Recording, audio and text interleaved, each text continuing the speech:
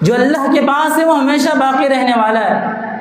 اور جب سائل نے سوال کیا پوچھا کیسے باقی رہے گا، تو ایسے باقی رہے گا کہ جب آپ اکیلا پن محسوس کر رہے ہوں گے، پریشان ہوں گے، اب میں قبر سے تو نکل گیا، اب کیا ہوگا میرا، تو یہ قرآن آئے گا اور آپ کو اللہ تعالیٰ کی عدالت میں، اللہ تعالیٰ کے دربار میں لے کے جائے گا. قرآن اللہ کے پاس لے جائے گا.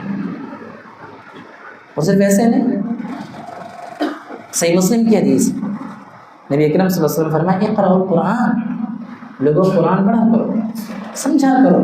فإنه يأتي يوم القيامة شفيعا لأصحابه، روز قیامت اپنے پڑھنے والوں کی سفارش کرے گا. ابھی اللہ کے پاس جا کے سفارش کرے گا اس بندے کی.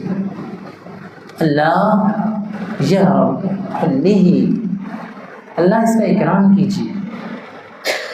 یلبس علیہ تاج الوقار، اربوں خربوں لوگ کھڑے ہیں، کوئی کس حالت میں، کوئی کس حالت میں. اس شخص کو وقار کا تاج پہنایا جا رہا ہے، اس شخص کو جنتی لباس پہنایا جا رہا ہے. برہنہ لوگ، اکثر لوگ برہنہ، بے لباس، اس کا اکرام کیا جا رہا ہے. صرف یہ نہیں کہا این والدہ، اس کے والدین کا انہیں بلایا جائے.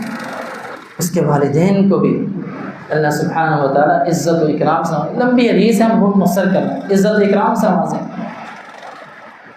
صرف یہ نہیں کہا اقرأ وارتقی ورتل كما كنت ترتل في الدنيا فإن منزلتك عند آخر آية تقرأها.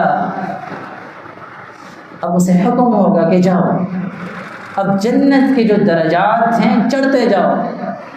جب تک قرآن پڑھتے رہو گے تمہارے درجات بلند ہوتے رہیں. پڑھتے جاؤ. قرآن دنیا میں پڑھا کرتے تھے، اب جنت کی طرف، بلندیوں کی طرف جاؤ اور قرآن پڑھتے جاؤ. فَإِنَّ مَنزِلَتَكَ عِنْدَ آخِرِ آيَةٍ تَقْرَأُهَا. جب تک قرآن پڑھتے رہو گے جہاں اسٹاپ ہو جائے گا وہاں تمہارا مقام. یہ ہے. ابھی تک ابن مسعود رضی اللہ عنہ کی بات مکمل نہیں. من استطاع ان يتعلم منها شيئا فليفعل. فرماتے ہیں لوگوں اب تمہارے پاس استطاعت ہے، طاقت ہے، پڑھ سکتے ہو، سمجھ سکتے ہو، قرآن کی طرف جا سکتے ہو. آج تم جاؤ گے قرآن کی طرف، کل قرآن تمہاری طرف آئے گا. فلیفعل، اٹھو، وقت نہیں گزرا، ابھی بھی ٹائم ہے، ابھی بھی وقت ہے. قرآن